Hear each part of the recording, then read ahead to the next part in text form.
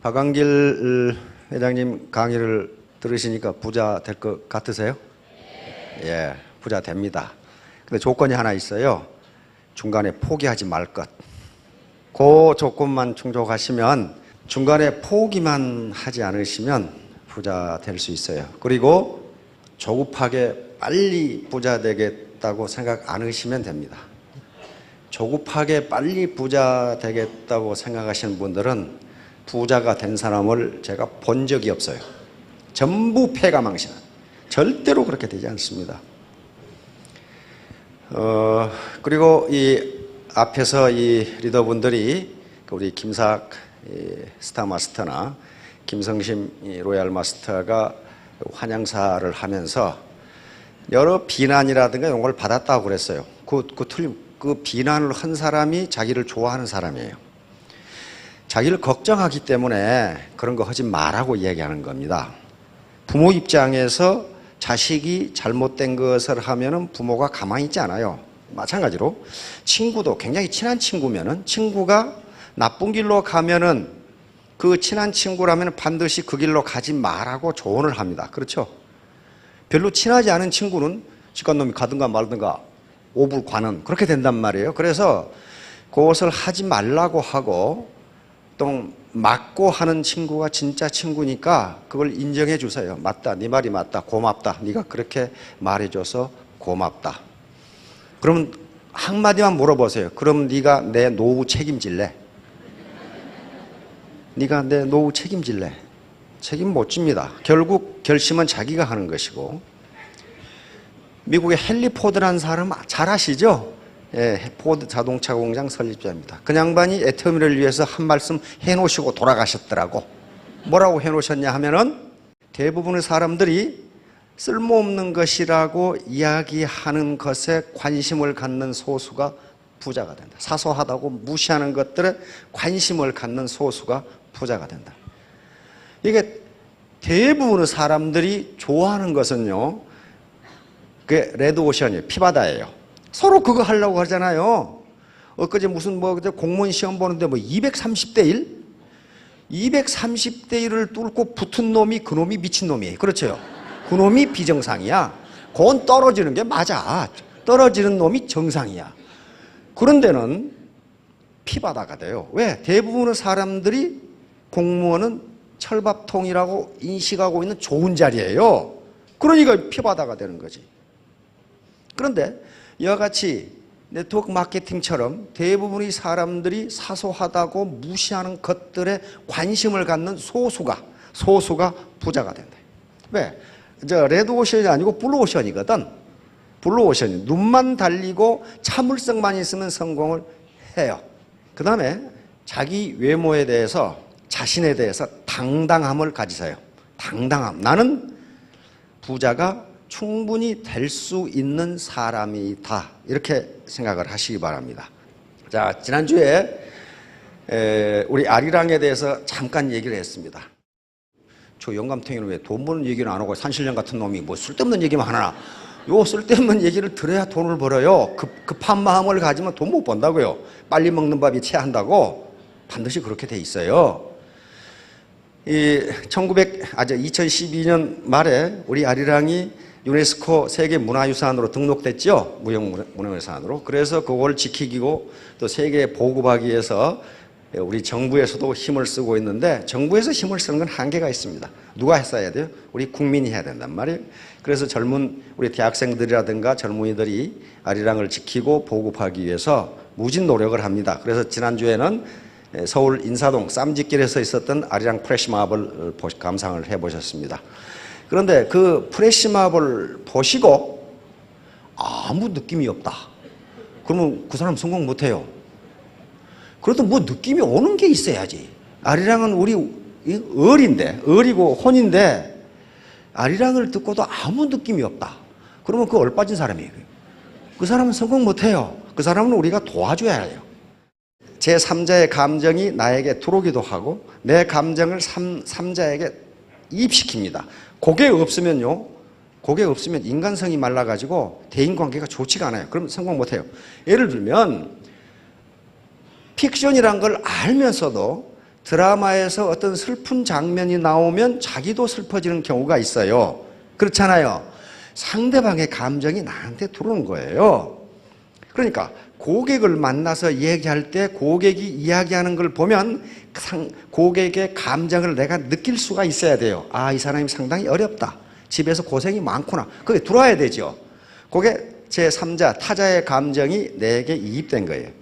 근데 내 감정을 상대방에게 또는 제 타자에게 이입시킬 수도 있거든요. 예를 들면 열애를 할 때 아주 이쁜 애인하고 같이 바라보는 저녁 노을은 무지하게 아름다운데 일주일 뒤에 차여가지고 혼자 바라보면 서글프기 그지없단 말이에요. 그러니까 저녁 노을이라고 하는 객관적 실체는 그대로 있는데 내 기분이 좋으면은 저녁 노을도 아름답게 보이고 내 기분이 나쁘면 저녁 노을이 슬프게 보여. 내 감정이 저녁 노을에 투입된 거예요. 들어가 버린 거예요. 마찬가지로 예쁜 애인하고 같이 산행을 할 때 새가 지저귀면은 아이고 새가 기쁘게 노래하네. 그런데 차이고 나서 들으면은 새가 우네 그런단 말이에요. 그러니까 내 감정이 새소리에 이게 엠퍼시라고 하는 감정이입이에요. 상대방의 감정을 나한테 가져오기도 하고 내 감정을 상대방에게 주기도 하고 이렇게 해야 대인관계가 원활하게 돼서 사업을 잘하시고 성공을 하신다니까요. 그게 떨어지는 사람, 되게 많이 떨어지는 사람을 사이코패스라고 합니다. 사이코패스 아시죠? 요즘은 사이코패스라는 말을 별로 안 쓰죠. 소시오패스.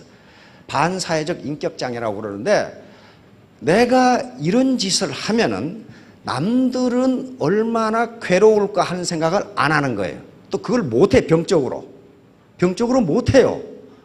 심한 사이코패스는 살인을 하고도 전혀 뉘우침이 없습니다. 살인을 하고도 그 불행을 당한 가족이 얼마나 슬플까 하는 것을 전혀 못 느껴요. 전혀 느끼지 못해요. 그러니까 자기만 생각하는 거예요. 우리 사업자들 중에도 사이코패스는 거의 없는데요. 약간 그게 낮은 사람이 있어. 낮은 사람은 뭐냐 하면은요. 스폰서나 파트너 생각은 전혀 안 하고 자기 주머니 생각만 하는 거예요. 그런데 그런 사람들은 논리적으로 설득을 해도 그게 이해가 되지 않습니다. 왜? 병적이기 때문에 그래요. 그래서 그런 사람들에게는 규칙을 티포텟을 적용해서 규칙대로 하라고만 하지 내 감정을 알아주라. 당신이 이런 행동을 하면 다른 사람들이 얼마나 불편하겠냐. 그게 이해가 되질 않아. 왜 불편하냐 이게 왜. 병적인 것은 아니지만 있어요. 있는데 그런 사람도 잘 안고 가야 됩니다. 하여간에 세계 여러 이 정치 형태가 있는데 독재 국가 치고 잘 사는 나라가 한 나라도 없어요. 독재 국가 치고. 그리고 독재 국가가 아니라 하더라도 소수의 정치 엘리트들이 각 집안이 돌아가면서 정권을 장악하고 있는 그런 국가치고 선진국이 하나도 없고 잘 사는 나라가 하나도 없어요. 또 선진국치고 비민주적인 독재 국가는 하나도 없어요. 그러면 우리는 선진국하고 바로 독재 국가 또는 소수의 정치 엘리트들이 정권을 돌아가면서 장악하고 있는 그 나라들하고 다른 점이 무엇인가? 그것은 의사결정을 누가 하느냐예요. 소수 엘리트가 배타적으로 의사결정을 하는 국가는요, 반드시 못 살아요. 그리고 이 국민 또는 이 다중, 이게 국민 각각은요, 그렇게 엘리트 같이 안 보이는데도 다중의 국민이 뜻을 모아서 의사결정을 하면 반드시 선진국이 돼요. 그걸 보고 집단지성이라고 합니다. 다시 말하면 어떤 개별지성도 집단지성을 능가할 수 없다.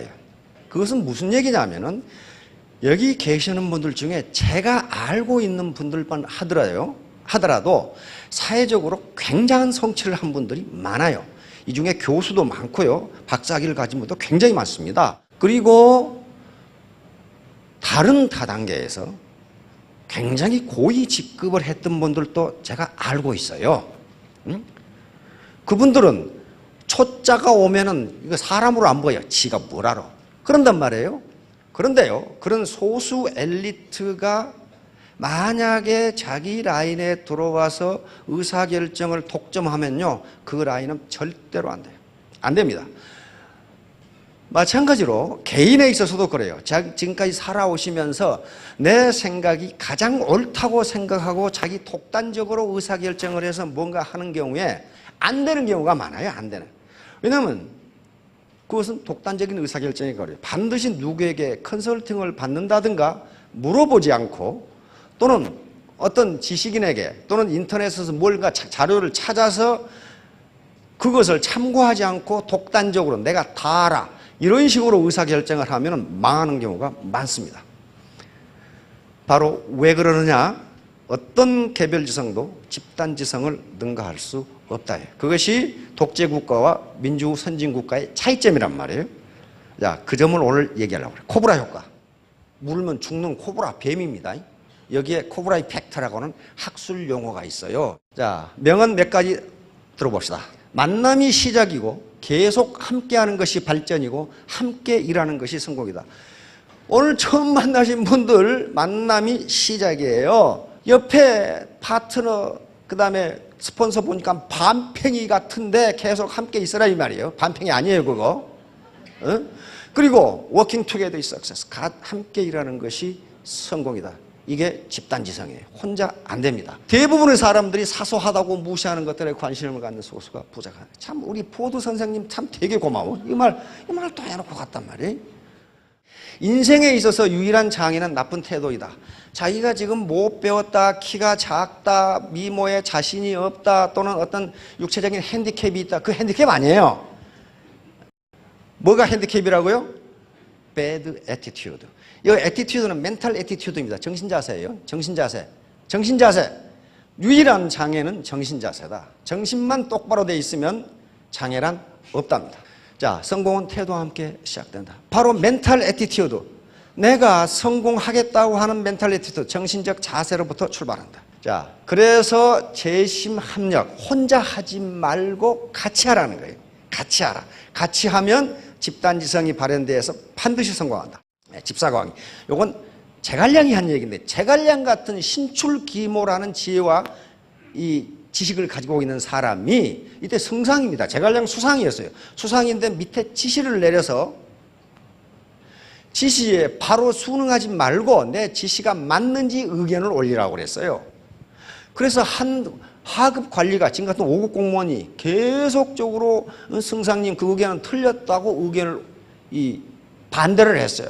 그러니까 제갈량이 불러가지고 처벌을 한 게 아니라 상을 줬어요. 바로 이런 사람이 필요하다 이게.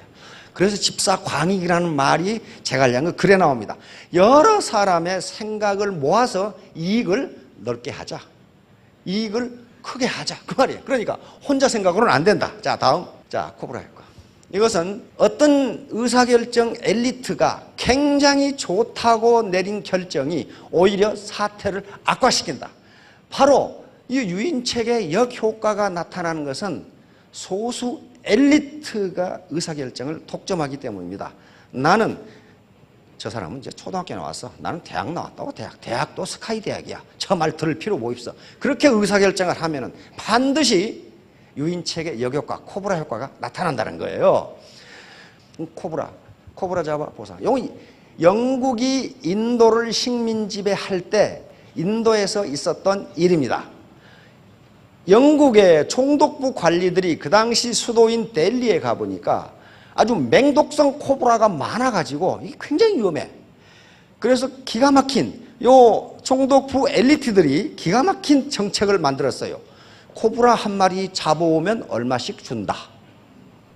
그러면 코브라 없앨 수 있잖아요. 코브라를 없애려면은 코브라를 잡아온 사람에게 돈을 주면 된다. 그거 괜찮하지요? 그렇게 하니까 당분간 코브라가 적어져. 그러다가 총독부 관리들이 이상한 현상을 발견했어. 그러면 코브라를 잡아오면 코브라를 잡아오는 수가 줄어야 되는데 점점 늘어. 그래서 웬일인가 하고 조사해 봤더니 인도인들이 집에서 코브라를 키우고 있어. 엘리트 머리로는 미처 생각을 못했어요. 왜? 코브라를 잡아온 숫자대로 보상을 주니까, 돈을 주니까 집에서 키워야지. 그렇죠? 그걸 알고 그 명석한 엘리트 관리가 코브라를 잡아와도 돈을 안 준다. 그렇게 하니까 집에 키우던 코브라를 죄다 시내에 갖다 다 내버렸어. 이걸 코브라 효과라고 그럽니다.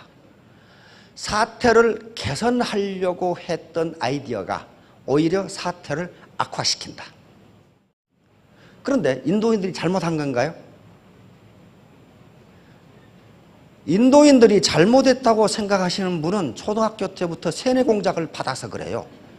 잘못한 거 아니에요. 인도인들은 경제학적 관점에서 매우 합리적인 행동을 한 겁니다. 그렇죠? 매우 합리. 코브라를 집에서 기르지 말라는 법은 없거든. 그렇잖아요. 법률 위반도 아니에요. 코브라를 잡아온 숫자대로 돈을 준다고 했으니 인도인들은 아주 창의적인 아이디어를 내서 코브라를 키운 것뿐이에요. 그러니까 경제학적 관점에서는 굉장히 레셔널한 거예요. 굉장히 합리적인 행동을 했어요. 그런데 의사결정을 누가 잘못했어? 소수 엘리트가 민중의 의사를 안 물어보고 한 거예요. 왜? 자기가 옳다고. 저 바보 같은 민중이 뭘 알아? 그렇게 했단 말이에요. 그러니까 여기 계시는 사회적 성취가 나쁘다 그런 거 절대 아닙니다. 사회적으로 성취한 분들은 굉장히 노력을 했고 훌륭한 분들이에요. 그런데 여기는 로마에 가면 로마 사람이 돼야 한다고 하듯이 애텀이기 때문에 애텀이 파트너로 들어왔으면 스폰서에게 코브라 잡는 법을 물어봐야 돼요. 그렇지 않고 자기가 안다고 생각하면 잘못하면 저 현상이 나타나요. 쥐꼬리 잘라오기. 어르신들 초등학교 때 옛날 쥐꼬리 잘라갔죠. 저도 많이 잘라갔어요. 쥐 잡으려고 쥐꼬리 잘라가지고 이렇게 가죠. 응? 프랑스가 베트남을 식민 지배할 때 하노이에서 있었던 일입니다. 하노이에 쥐가 너무 많아가지고 병을 많이 옮겨. 그래서 프랑스의 총독부 엘리트 관리들이 쥐꼬리 하나 잘라오면 얼마? 돈을 주기로 했어요. 그런데 그러면 쥐를 계속 잡아 제끼면 쥐꼬리가 줄어들어야 되는데 점점 늘어 잡아오는 게. 그런데 어느 날 총독부 관리가 하노이 시내를 갔다가 이상한 현상을 발견했어. 하노이에 돌아다니는 쥐의 꼬리가 없어. 꼬리가. 그러니까 이 정책을 하기 전에 베트남인들은 쥐를 잡으면 죽였는데 꼬리를 잘라오면 돈을 준다고 오니까 쥐를 잡으면 꼬리만 자르고 안 죽여. 왜냐하면 이 녀석을 놔둬야 새끼를 많이 낳아서 쥐가 많아져. 그러니까 더 많은 쥐꼬리를 자를 수 있어. 그러니까 하노이에 있는 쥐가 보이는 쥐는 꼬리가 죄다 없어. 전부 살려줬거든. 어때요? 엘리트가 결정한 것이 민중들하고는 생각이 안 맞죠? 안 맞아요. 그러면 그 당시 하노이 시민들이 한 행동은 비합리적이고 비도덕적이냐? 네버 그렇지가 않아요. 경제학적으로 매우 합리적이고 창의적인 생각이란 말이에요. 왜냐하면 쥐를 죽이지 않으면 사형에 처한다. 그런 것은 없어. 쥐를 잡아서 죽이건 말건 그건 지 맘이야. 그렇죠? 지 맘이라고. 그러니 쥐꼬리를 잘라오면 돈을 준다. 그러니까 가능하면 쥐가 새끼를 많이 낳아서 쥐가 많을수록 돈을 벌어. 얼마나 좋은 장사예요. 이와 같이 소수 엘리트가 가장 좋은 생각이라고 하는 생각이 민중의 입장에서는 맞지 않을 수가 있다. 맞지 않아요. 그래서 민주주의가 경제가 발전하는 거예요. 소수 국민들은 우매한 것 같지만 그렇게 우매하지가 않다는 거예요. 공룡화석 찾아 보상받기. 19세기에 서구의 많은 고생물 학자들이 중국의 고비 사막에 가면 공룡 굉장히 많죠. 공룡뼈. 그래서 보다 많은 화석을 수집하기 위해서 공룡뼈 하나 찾아오면 얼마 보상 이렇게 했어요. 뼈 하나 찾아오면. 그러니까 농부들이 하나를 찾아가지고 그걸 망치로 쳐. 그러면 뼈가 여러 개가 돼. 그래가지고 나중에 고생물학자들이 보니까 공룡뼈가 죄다 부서져가지고 학술적 가치가 하나도 없어. 이때 중국인들이 한 행동도 경제학적 입장에서 합리적입니다. 뼈 하나 찾아오면 얼마? 그러니까 부숴가지고 여러 개 만들면 되잖아요. 이와 같이 그 학자들입니다. 학자들이 좋다고 생각해낸 아이디어가 민중들의 입장에서는 안 맞는 거예요. 그러면 거기만 그러느냐? 안 그래요. 미국도 그렇고 이스라엘도 그럽니다. 우리 그니지라는 교수가 이스라엘 타가소 9군데인가에 실험을 했어요. 우리나라도 그렇지만은 꼭 타가소에 아이를 맡겨놓고 늦게 찾아가는 부모가 있어. 그러면 선생님들이 그 아이를 다 찾아갈 때까지 기다려야 된다고. 미국도 그래요. 미국도 유치원 초등학교는 부모가 가야 예를 내줘요. 하도 이 험한 일이 많이 벌어지니까. 이스라엘에서 자꾸 그런 일이 벌어지니까 이 우리 그니지라고 하는 경제학 심리학 교수가 실험을 했어요. 아이를 늦게 찾아가면 1시간 늦게 찾아가면 벌금 얼마? 늦게 찾아갈수록 벌금을 많이 내도록 이렇게 만들어놨어요. 그러면 얼른 생각하면 어때요? 돈 안 내려고 빨리 찾아갈 것 같지요? 그건 의사결정하는 교수 생각이고 부모 생각은 그게 아니었어요. 그렇게 정책을 하니까 늦게 찾아가는 부모가 갑자기 2배로 늘었어. 2배로. 왜? 지금까지는 늦게 찾아가면 선생님한테 조금 미안했어. 근데 이제 늦게 찾아가는 시간에 비해서 내가 돈을 주면 될 거 아니냐 그 말이야. 그러니까 미안한 감정이 전혀 없고 자기가 볼 일을 다 보고 들어와. 그러니까 얼른 생각하면 좋을 것 같은 소수 엘리트가 결정한 정책이 민중들은 그렇게 생각하지 않는다. 그런 말이야. 그렇게 생각하지 않는다. 이게 코브라 효과예요. 어떤 사태를 개선하기 위해서 한 정책이 또는 아이디어가 그 사태를 오히려 악화시킨다. 미국에서 있었던 일이에요. 소방서 예산 편성하기. 소방서에 근무를 열심히 하도록 독려하기 위해서 화재 신고 전화를 받은 건수에 따라서 예산을 편성하겠다. 또 거기에 이 보너스도 많이 주겠다. 얼른 생각하면 좋은 것 같은데, 성과급 좋은 것 같은데 소방관들 생각은 그렇지 않다 이거야. 그러면 우리 지역에 불이 많이 나야 되겠네? 이렇게 생각한단 말이야. 불이 많이 나면 많은 신고를 받으면 예산도 많고 보너스도 많아져. 그러니까 뭘 안 하냐? 소방 활동, 다시 말하면 화재 예방 활동을 전혀 안 해. 전혀 안 해야 불이 많이 날 거 아니에요.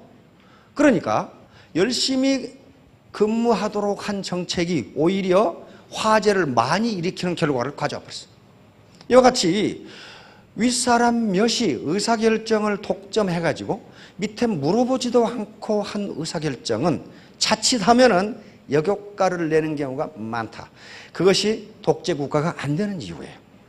독재국가가 안 돼요. 소수 엘리트 그 국가나 지역에서 가장 머리가 좋고 공부를 많이 한 사람들이 그 지배 집단에 있어요. 있는데도 안 되는 거예요. 그게. 왜?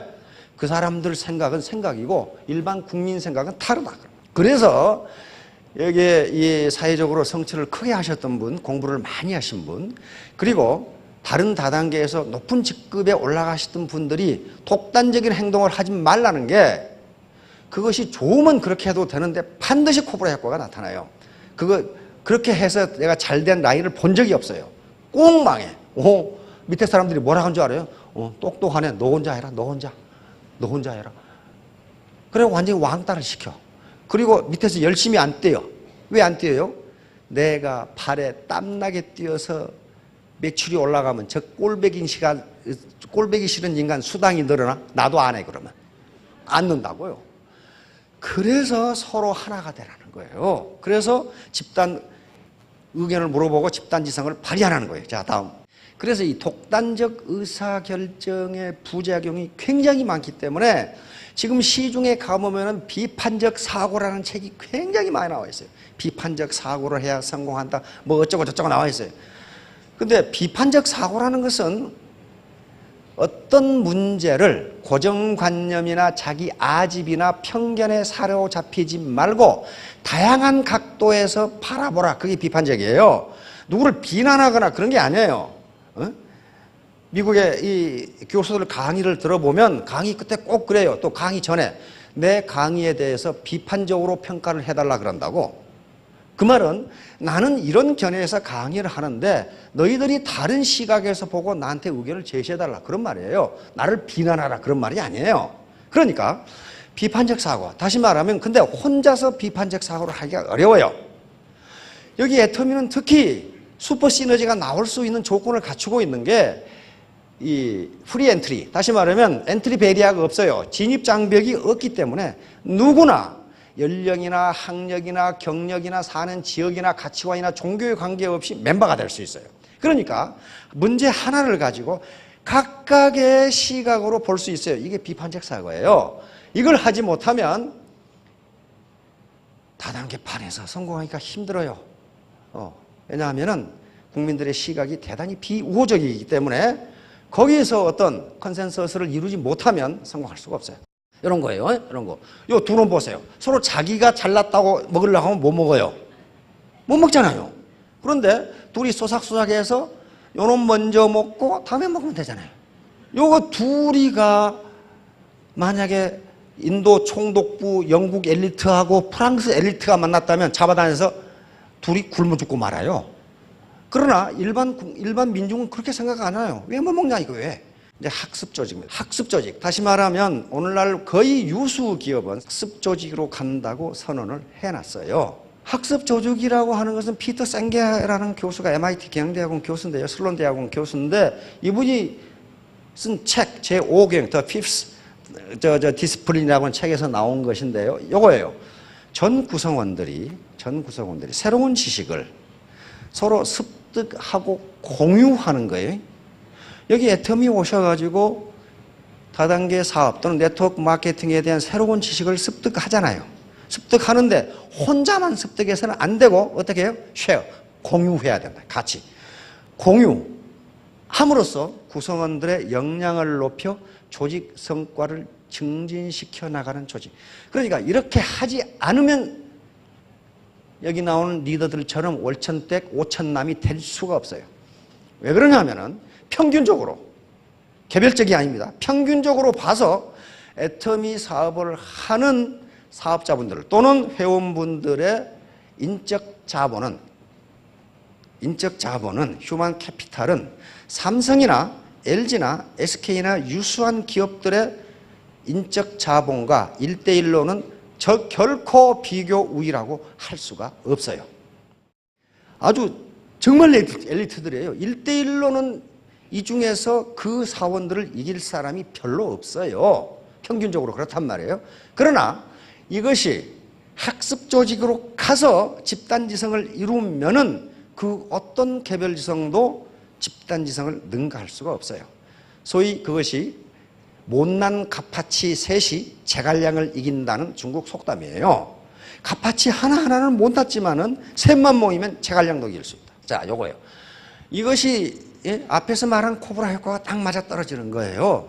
자, 학습 조직에 5가지 요건이 있는데 시스템 사고, 그 다음에 정신 모델, 개인적 숙련, 팀 학습, 비전의 공유. 요거예요. 요게 있으면 바로 조직이 생존하고 개인이 발전할 수 있다예요. 만약에 이게 없으면 그 조직은 곧 망한다. 또 그 개인도 곧 망한다예요. 이 양반이 피터 생게 Fifth Discipline 제5경영이라는 책인데 20세기에 가장 영향력 있는 책의 하나로 분류가 된 책입니다. 이게 조직은요, 파트너 스폰서 관계, 그 다음에 이 본사와 이 사업자 관계, 이게 복잡하게 얽혀 있어요.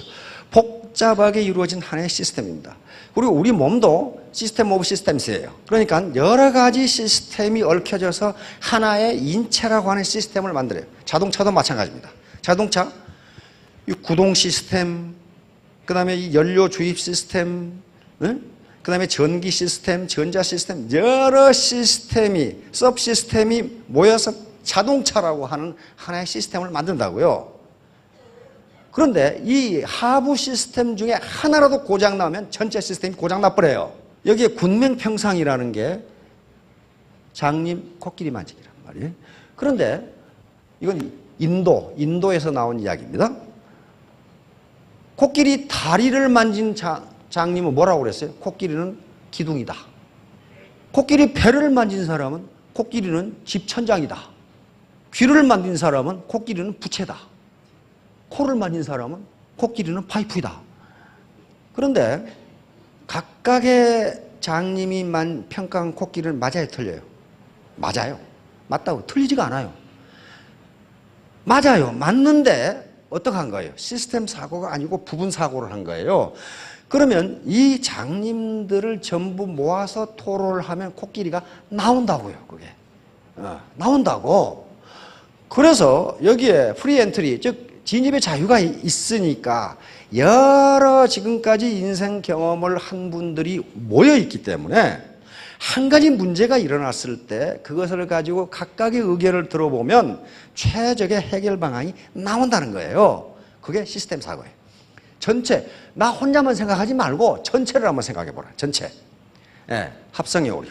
이건 논리학에서 나온 겁니다. 팰러시 오브 컴포지션, 합성의 오류라고도 하고 구성의 모순이라고도 하는데, 이것은 부분에 대하여 진실인 것을 그렇다는 이유만으로 전체에 대해서도 진실이라고 믿는 잘못, 그걸 합성의 오류. 뭔가 좀 복잡하죠?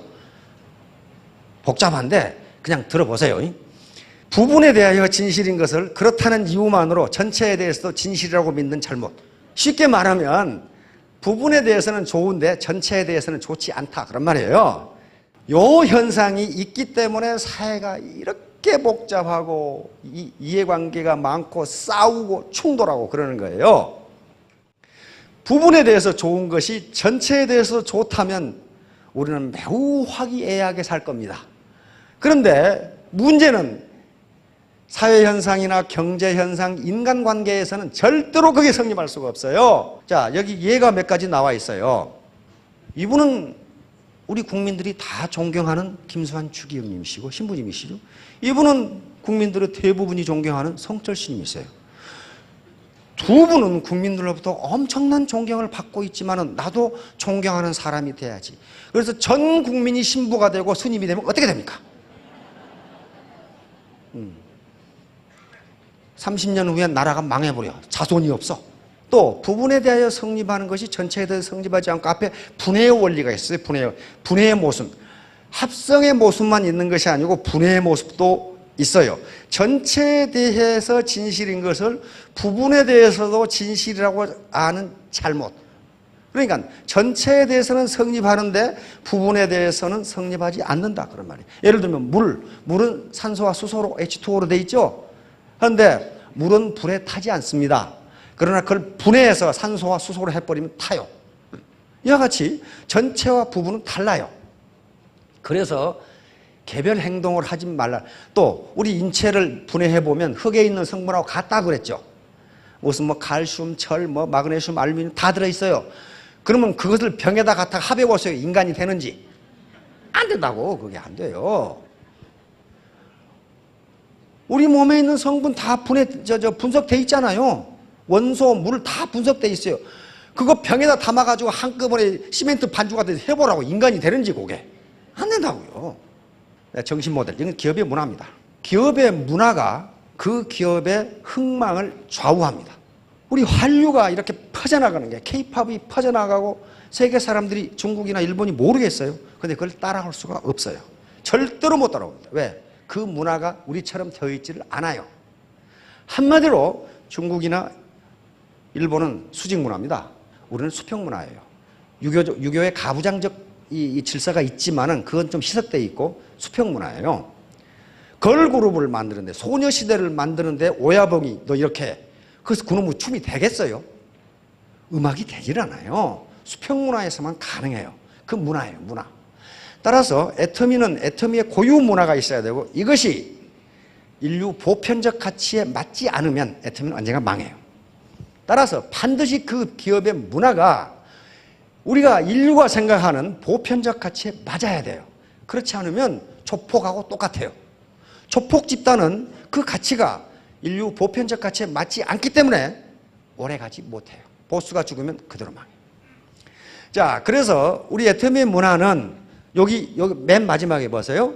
본질적 가치를 추구하기 위해 도구적 가치를 추구하는 문화. 이게 지금 무슨 말인지 귀신 신나라 까먹은 소리 같은데, 이거 본질적 가치를 추구하기 위해 수단적 가치, 도구적 가치를 추구하는 문화. 본질적 가치는 그 자체가 목적이 되는 가치를 본질적 가치라고 해요. 내재적 가치, intrinsic value. 그 자체가 목적이 되는 가치. 그것이 뭡니까? 인간. 인간은 누군가가 그 사람을 자기 돈벌이의 수단으로 써서는 안 된다예요. 인간은 그 자체의 존재가 목적이지 당신이 사용하라고 생기는 인간이 아니다 그런 말이에요. 자, 그러니까 이 본질적 가치를 실현하기 위해서 도구적 가치를 이용한다. 도구적 가치는 바로 내게 이익을 주기 때문에 추구하는 가치. 요거예요. 돈, 권력, 지위, 직급. 특히 그 여자 사장님들이 직급에 아주 그냥 목이 말라 있어. 집에서 누구 아줌마 그러다가 국장님, 그러니까 이게 헷가닥 돌아가가지고 말이야. 그냥 있는 대로 목에 힘을 주고 막 패팅을 해가지고 국장 가려고 그러다 무너져요. 무너지니까 그렇게 하지 마시고 포기만 안 하시면 언젠가는 스타 마스터, 로얄 마스터 되시니까 그렇게 급히 가려고 하지 마세요. 바로 이 도구적 가치는요. 도구적 가치는 돈, 명예, 지위, 체면, 위신 이런 것들이 도구적 가치예요. 그런데 도구적 가치는 사람마다 그 가치 평가가 다르고 한 개인도 장소와 시간에 따라 달라져요. 젊은 날에는 돈과 지위와 권력, 체면 이런 걸 따지다가 어느 정도 나이가 드시면은 그것보다는 다른 것의 가치를 더 줘요. 사회적 봉사라든지 교회에 대한 헌금이라든지 내가 뭐 권력을 추구하겠다. 그거 뭐 권력, 권물 10년 그러면서 별로 가치를 안 둬요. 같은 인간이라도 도구적 가치에 대해서는 상황에 따라서, 사람에 따라서, 시간에 따라서 그 평가가 달라져요. 그러나 본질적 가치는 어느 때 언제 평가해도 똑같아요. 본질적 가치. 진선미, 인간, 영혼, 사랑. 이것이 나이 드니까 더 가치가 떨어진다. 그런 법이 없어요. 그래서 이 본질적 가치를 실현하기 위해서 도구적 가치를 우리가 추구해 돈을 버는 거란 말이에요. 그래서 애터미의 최고 목표를 균형 잡힌 삶으로 둔 거예요. 돈을 벌 때 균형 잡힌 삶, 경제적으로 풍요하지만은 내가 못 배운 것을 배우고 내 부모, 형제, 가족 그리고 이웃을 사랑하고 우리가 살고 있는 이 사회에 공헌하자. 그걸 마지막 목표로 둔 거예요. 이게 전부 본질적 가치거든. 나만 잘 먹고 잘 살자가 아니에요. 그런 사람은 사이코패스라고 이게. 그러니까 요걸 생각하신다면 독단적, 독불장군식으로 의사결정을 해서는 안 된다예요. 독불장군으로 의사결정을 하는 사람들이 추구하는 게 뭐냐 하면은 하루빨리 돈을 많이 벌어야 되겠다. 그 욕심 때문에 그렇거든요. 예, 저거 스폰서 반팽이, 파트너 완전 반팽이, 나만 온팽이. 나중에 보면은 온팽이라고 생각한 그 사람이 완전 반팽이가 돼 있고 반팽이라고 생각한 스폰서와 파트너들이 뭐가 돼 있냐? 슈퍼 온팽이가 돼 있어. 슈퍼 온팽이가 그게 바로 코브라 효과를 방지하는 겁니다. 자, 존재 가치와 사용 가치. 이것도 똑같은 개념인데요. 존재 가치는 존재하는 그 자체가 가치가 있는 것이고 사용 가치는 나에게 효용을 주기 때문에 가치가 있는 재화를 사용 가치라고 합니다. 우리가 쓰는 경제재는 대부분 사용 가치예요. 그런데 존재 가치는 존재하는 그 자체가 가치가 있는 거예요. 예를 들면 부모, 형제. 그것 다 사용해서 가치가 있습니까? 그렇지 않아요. 자식.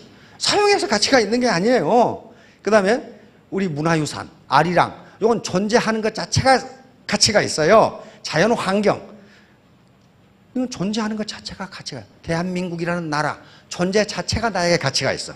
내가 사용하기 때문에 가치가 있다고 생각하지 마시고 그분들이 존재하기 때문에 가치가 있다고 생각하시면 동반성공하시는 거예요. 동반성공. 그런데 경제학자들이 이걸 또 심각하게 연구를 했어요. 본질적 가치를 추구하는 나라와 도구적 가치를 추구하는 나라, 어느 나라가 잘 사는가를 봤더니 도구적 가치를 추구하는 나라 치고 선진국이 하나도 없다. 선진국이 된 것은 본질적 가치를 추구했기 때문이다. 이 결론이에요.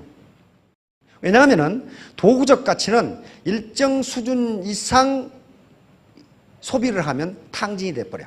다시 말하면 돈이나 권력이나 그 다음에 호의, 호식이나 이런 것들은요. 일정 양 이상 소비를 하면 거기서 더 이상 만족이 나오지를 않아. 소득이 100만 원에서 200만 원 되니까 밥을 하루에 2배로 먹더라. 그런 게 없다니까요. 일정량 이상 먹으면 그 욕구는 거기서 탕진이 돼요. 그러나 본질적 가치는 아무리 추구해도 탕진이 되질 않아.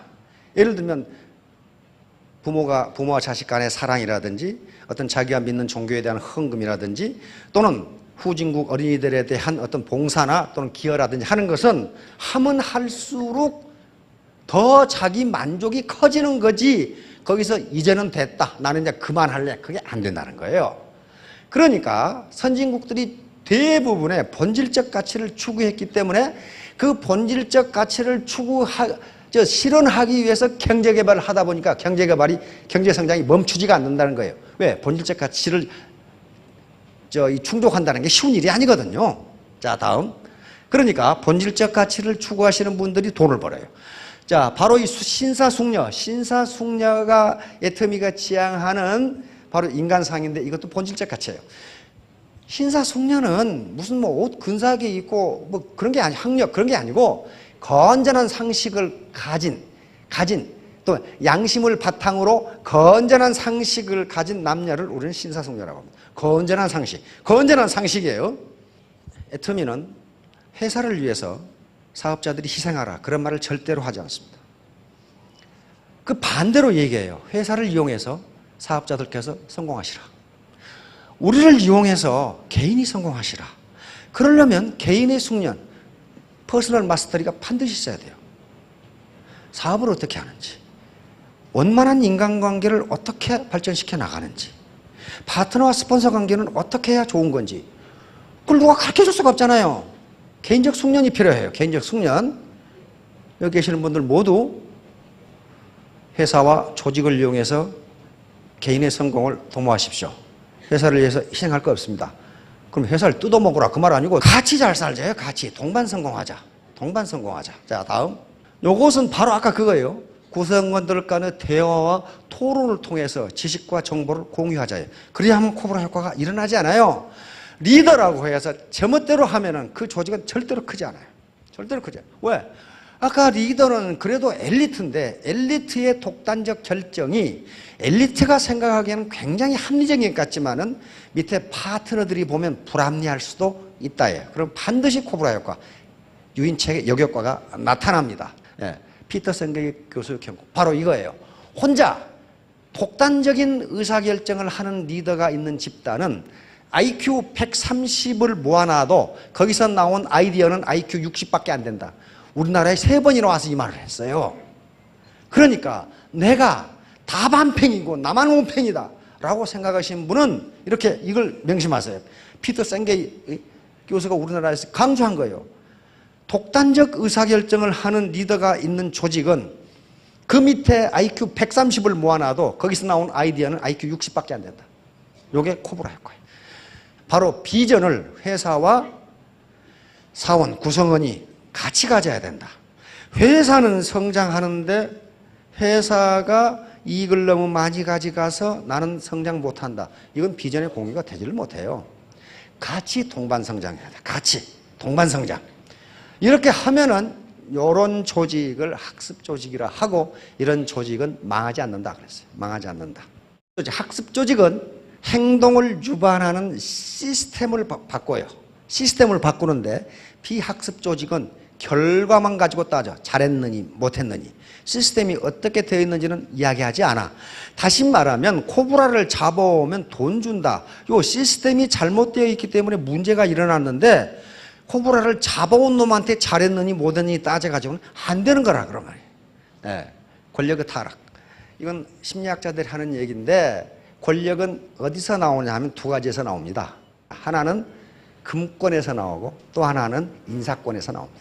권력은 금권과 인사권으로부터 나오는데 심리학자들이 이 권력을 어떻게 행사하는가 보자고 많은 사람을 놓고 실험을 한 거예요. 그랬더니 권력을 많이 가진 사람일수록 자기가 똑똑하고 생각하고 부하는 멍청하다고 생각한다. 그래서 계속 지시를 하는데 일이 잘 되면 내가 지시를 잘해서 잘 됐고 일이 못 되면 부하들이 게을러 빠져가지고 안 됐다 이렇게 한다.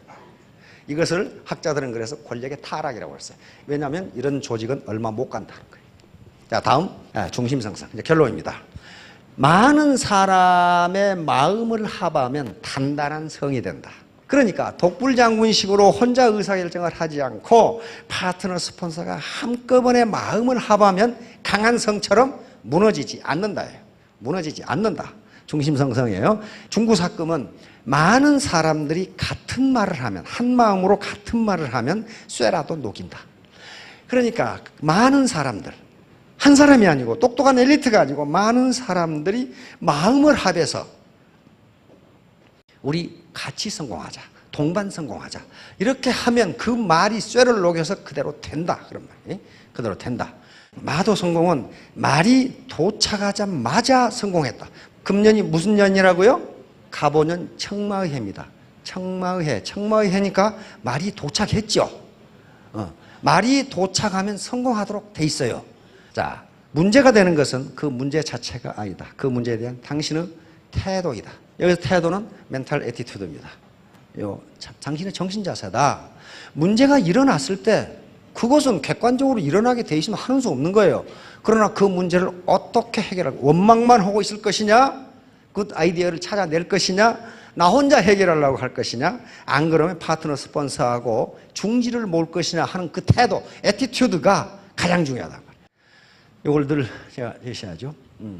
애티튜드 합의하면 100점이 되죠. 여기에 어빌리티, 능력은 1%밖에 되지 않습니다. 나머지는 전부 다 자기 멘탈 애티튜드하고 관계가 되는 거예요. 이거 이렇게 되면 반드시 신사숙녀가 되고 성공한다. 자, 마지막으로 요 R은 소득입니다. 소득, 성공. 성공은 신사숙녀의 함수이고, 앞에 꼬부랑꼬부랑한 것은 이게 이 헬라어인데 뭐 함수라는 뜻입니다. 파이, 이건 푸사이.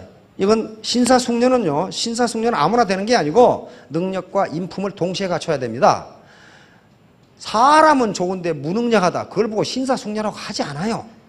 능력은 있는데 인격이 엉망진창이다, 그게 무슨 놈의 신사숙녀야. 두 개를 갖춰야 돼요. 요걸 합해놓으면 매력적인 사람이 돼요. 이게 꼬불탕한 것은 함수 표시의 오메가, 이게 매력이다. 우리말로 하면 멋있는 사람. 멋있는 사람이 성공하신다니까. 여러분 굉장히 멋있는 분들이 많아요.